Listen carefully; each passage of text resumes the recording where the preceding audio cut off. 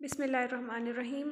अच्छा, बीएस में ना एक तो एपिडेमियोलॉजी में टेबल्स आते हैं, बार बार 2x2 टेबल बनाना है हमने। दूसरा सेंसिटिविटी एंड स्पेसिफिसिटी में, उसमें डिफरेंट फार्मूलाज हैं। जब हमने सेंसिटिविटी फाइंड करनी, स्पेसिफिसिटी फाइंड करनी, और काइंड ऑफ कह लें कि ये मोस्ट डिफ़िकल्ट क्वेश्चन है इसमें से। तो इसका एक तो ईजी वे मैं आपको बताऊँगी कि कैसे हमने करना है, और दूसरा सबसे पहले ना before going to the depth of the formulas of sensitivity and specificity हम 2x2 टेबल की बात कर लेते हैं। एक बेसिक सा ना जर्नल बात याद रखनी है आपने कि जब भी आ जाए कोई भी क्वेश्चन आएगा, कोई भी सिनेरियो आएगा, 2x2 टेबल में ना हमने यहाँ पे हमने डिजीज पर्सन रखना है और यहाँ पे नॉन डिजीज्ड, ठीक है, जिसको डिजीज़ है और जिसको डिजीज़ नहीं है, ठीक है। ये फर्स्ट कॉलम में आ गए, सेकंड कॉलम में। उसके बाद हमारी रोज़ आती हैं। फर्स्ट वाली रो में आएगा रिस्क फैक्टर से एक्सपोज्ड है या नहीं है, ठीक है। अगर हम एपिडेमियोलॉजी वाले क्वेश्चन आते हैं ना तो उसमें आ जाता है रिस्क फैक्टर की बात, ठीक है। और यहाँ पे जिसको रिस्क फैक्टर नहीं है, सपोज कहते हैं कि ये एक पर्सन है, वो हमें डाटा देंगे, स्मोकिंग करता है वो, कुछ लोग हैं, इतने लोग स्मोकिंग करते हैं, इतने नहीं करते, इतनों को लंग कैंसर डेवलप हुआ, इसको नहीं हुआ। अब लंग कैंसर डिजीज़ आ गई, जिनको कैंसर है वो डिजीज़ में आएंगे, जिनको नहीं है वो नॉन डिजीज़ में आएंगे। रिस्क फैक्टर स्मोकिंग वाले यहाँ पे रिस्क फैक्टर आएगा, और यहाँ पे रिस्क फैक्टर जिसको नहीं है, स्मोकिंग नहीं करते जो, ये चीज़ आ गई। दूसरी, अगर यही टेबल 2x2 आते हैं हमारे पास स्क्रीनिंग वाले में, स्क्रीनिंग वाले पोर्शन से, तो हमने क्या करना होता है कि हमने रिस्क फैक्टर की जहाँ पे कर देना टेस्ट रिजल्ट पॉजिटिव, और यहाँ पे आ जाएगा टेस्ट रिजल्ट नेगेटिव, ठीक है। I hope you got it कि हमेशा यहाँ पे डिजीज ही रहने हैं, यहाँ पे नॉन डिजीज ही रहने, लेकिन यहाँ पे स्क्रीनिंग वालों में आ जाएगा यहाँ पे टेस्ट रिजल्ट पॉजिटिव और यहाँ पे टेस्ट रिजल्ट नेगेटिव। अब स्क्रीनिंग की बात करते हैं, उसमें ना फार्मूलाज आते हैं हमारे पास, sensitivity, specificity, positive predictive value, negative predictive value, then false positive error rate and false negative error rate. इनको कैसे करना है हमने, एक तो पहले ये हम करते हैं बाद में कि ABCD कैसे किया, ट्रू पॉजिटिव फॉल्स पॉजिटिव कैसे किया, इसको निमोनिक से याद करेंगे हम। जो सिंपल फार्मूला है ना, एक जो मैं इसमें टिप बताना चाह रही थी कि अगर हमने ये सारे लिख भी लिए हैं तो हमने सेंसिटिविटी को ना ऊपर से लेकर नीचे तक आपने जाना है, मतलब ऊपर से नीचे को आए तो सेंसिटिविटी, नीचे से ऊपर जाएँ तो स्पेसिफिसिटी। फर्स्ट वाली रो में ऊपर से नीचे आना है, फिर नीचे से ऊपर। ये काइंड ऑफ एक यू शेप बन रही है, जैसे आप पहले नीचे थे इस तरह अपने सेंसिटिविटी के लिए नीचे आए, स्पेसिफिसिटी के लिए ऊपर गए, तो एक यू वाला फॉर्मेट बन गया ना ऐसे। तो याद रख लें कि सेंसिटिविटी स्पेसिफिसिटी में ये यू शेप बन रही है। उसके बाद अब याद कैसे रखना है, ऊपर से नीचे किस में आना है, नीचे से ऊपर किस में जाना है। तो सेंसिटिविटी में हम ऊपर से नीचे थे, स्पेसिफिसिटी में नीचे से ऊपर जाएंगे ना, तो वो स्पेसिफिसिटी में P आता है। तो मैंने याद खुद अपने लिए रखा था, पाँव, हमारे जो पैर होते हैं, पाँव होते हैं, वो नीचे वाली साइड पे होते हैं ना, मतलब बॉडी के नीचे, तो नीचे से ऊपर हम जा रहे हैं, ठीक है। हेड, वो फुट एरिया से, यानी पाँव से हम ऊपर की तरफ को जा रहे हैं स्पेसिफिसिटी में, और सेंसिटिविटी में S ऊपर स्कल है तो उधर से आ रहे हैं। दोनों स्टार्ट तो सेंसिटिविटी और स्पेसिफिसिटी S से होते हैं, लेकिन मिड में जो वर्ड आता है ना, इसमें S आ रहा है, इसमें P आ रहा है, तो स्कल से ऊपर, सर से नीचे की तरफ आ रहे हैं, ये पाँव से ऊपर की तरफ को जा रहे हैं, ठीक है। सेंसिटिविटी यानी इसमें आएगा true positive divided by true positive plus false negative. मैं आपको डिटेल में बताऊंगी कि ये कैसे हमने ट्रू फॉल्स निकालने हैं, लेकिन एक फार्मूला पहले स्टार्ट में, मतलब जिन लोगों ने सिर्फ वो बेसिक सी वीडियो देखनी होती है स्टार्ट वाली, ताकि वो सिर्फ ये देख लें, आगे ना देखनी पड़े उनको, तो उनके लिए है कि फार्मूला क्या था, इसकी टिप क्या है कि आपने सेंसिटिविटी में true positive divided by true positive plus false negative, ऊपर से नीचे को आए हैं, सेंसिटिविटी सर से नीचे की तरफ को आए हैं, एरो नीचे को आया, ठीक है।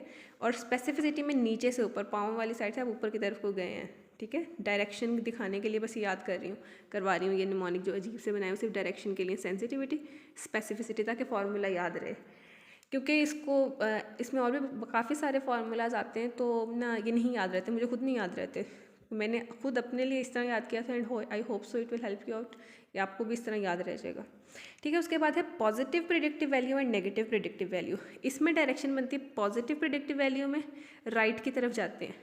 पॉजिटिविटी से याद रखें, हम कहेंगे ना राइट साइड पे जा रहे हैं, वो राइट है, वो ठीक है, तो ये हम जा रहे हैं राइट साइड पे, ये राइट की तरफ को डायरेक्शन है। इसमें ऐसे true positive divided by true positive plus false positive होगा, ये इसका फॉर्मूला होगा। और नेगेटिव प्रिडिक्टिव वाले में हम लेफ्ट की तरफ आ रहे हैं, हम अपोजिट साइड पे जा रहे हैं, तो इसमें डायरेक्शन क्या बनेगी, पॉजिटिव प्रिडिक्टिव वैल्यू में राइट की साइड पे जा रहे हैं, नेगेटिव प्रिडिक्टिव वैल्यू में अपोजिट साइड पे जा रहे हैं, ठीक है। अब ये सारे हमने कैसे निकाले ट्रू फॉल्स, हम इसकी बात कर लेते हैं। एक इसको, इन फार्मूलाज को याद करने का एक और तरीका भी होता है कि हर फार्मूला में ना trues divided by true plus false है, कि आपने जब फॉर्मूला इस तरह से लिख भी लिया डायरेक्शन से, अगर आपको फिर भी कोई कन्फ्यूजन है कि ठीक है या नहीं, तो क्रॉस चेक करने के लिए आपने चेक करना है कि हर फार्मूला में ट्रू आता है ऊपर और डिवाइडेड बाय सम होता है ट्रू प्लस फॉल्स का। इस हर ये वजह से ना ये स्पेसिफिकली इन दोनों में होता है कि इसमें ट्रूज ऊपर है, ठीक है, सेंसिटिविटी और स्पेसिफिसिटी में, और नीचे ट्रू प्लस फॉल्स है। ये इन दोनों के लिए true divided by true plus false, या फिर अब अगर हम सब के लिए जनरलाइज करें तो true divided by sum of two values. कहने का मकसद ये है कि इन सब फार्मूलाज में जो ऊपर वाली वैल्यू है ना वो हमेशा ट्रू वाली आती है, उनमें कभी फॉल्स वाली वैल्यू ऊपर नहीं आती, न्यूमरेटर में नहीं आती। अब हम इसको देखते हैं हमने true positive, false positive, true negative, false negative कैसे कहना है। सबसे पहले ना एक था लोग थे जिनको डिज़ीज़ थी, हमें बताया उन्होंने कि ये इतने लोग हैं उनको डिज़ीज़ है। सपोज़ हमें 100% बताया कि वो डिज़ीज़ड हैं, ठीक है, आपको वैल्यू दी कि 100 डिज़ीज़ड हैं। उनमें से जो से ये थे जिनका टेस्ट भी पॉजिटिव है और उनको डिज़ीज़ भी है, वो ट्रू पॉजिटिव में आते हैं। ट्रू पॉजिटिव का मतलब है कि वो हकीकतन टेस्ट रिज़ल्ट पॉजिटिव है। ये टेस्ट रिज़ल्ट था ना, सपोज डायबिटीज़ का हमने टेस्ट किया शुगर लेवल चेक करने के लिए, फिर डायबिटीज़ का स्क्रीनिंग टेस्ट या कैंसर का स्क्रीनिंग टेस्ट किया हमने, तो इन लोगों में टेस्ट भी पॉजिटिव आया कि इनको कैंसर है और इनको कैंसर हकीकतन था भी, तो ये होते हैं ट्रू पॉजिटिव। अब ये वो लोग हैं कि जिनका टेस्ट रिज़ल्ट नेगेटिव आया लेकिन हकीकतन उनको डिज़ीज़ थी, उनको कैंसर था, तो ये फॉल्स नेगेटिव कि नेगेटिव तो आया है, टेस्ट का रिज़ल्ट नेगेटिव तो आया लेकिन वो फॉल्स है, ठीक है। उसके बाद आ जाता है ट्रू नेगेटिव, वो हैं कि जिनको डिज़ीज़ भी नहीं है और उनका टेस्ट रिज़ल्ट भी नेगेटिव आया। और फॉल्स पॉजिटिव कौन से लोग हैं कि जिनका टेस्ट रिज़ल्ट पॉजिटिव आया है लेकिन उनको डिज़ीज़ नहीं थी। अब इनको याद करने का तरीका, सबसे पहले तो फर्स्ट कॉलम में ट्रू पॉजिटिव आते हैं, ट्रू नेगेटिव, ये तो सबको याद रहता है। इन दोनों में कन्फ्यूजन होती है कि इधर फॉल्स नेगेटिव है और इधर फॉल्स पॉजिटिव है, तो इसका याद रखना एन से नीचे के फॉल्स नेगेटिव नीचे वाले कॉलम में है। यहाँ पे नेगेटिव आएगा और ऊपर पी आ रहा है ना ऊपर में, तो पी ऊपर है, ठीक है, फॉल्स पॉजिटिव ऊपर आएगा, फॉल्स नेगेटिव फॉल्स पॉजिटिव, ऐसे भी याद रख सकते हैं आपके दोनों जो पॉजिटिव वाले हैं ना, पॉजिटिविटी ऊपर है नेगेटिविटी नीचे है दोनों में। ये ट्रू पॉजिटिव है, ये फॉल्स पॉजिटिव आ गई, ये ट्रू नेगेटिव है, ये फॉल्स नेगेटिव है, ये ट्रू नेगेटिव आ गया, तो ये ऊपर नीचे वाला कंसेप्ट भी आपको समझ आ जाएगी। अब जो बाकी इसकी डिटेल्स हैं और ये हमने याद रखना है कि हर जो सा है ना हमारा 2x2 टेबल, उसके अंदर ये सेम फॉर्मेट रहेगा कि ये वाला हमारा सेक्शन ए होता है, ये बी, ये सी, ये डी, ये याद रखने, क्योंकि जैसे क्रॉस प्रोडक्ट की रेशो आती है तो उसमें हम लोग इस तरह करके क्रॉस प्रोडक्ट निकाल लेंगे, लेकिन लाइक हमारे फार्मूलाज में ना आगे ABCD भी लिखा होता है, तो ये ए बी हमेशा ऐसे रहेगा, फर्स्ट में ए आना है फिर बी, मतलब इसको नीचे बी नहीं करना, बी सामने वाला है, ए बी सी डी, ये इस तरह ही रहेगा। तो ये इसका ये चीज़ था कंसेप्ट।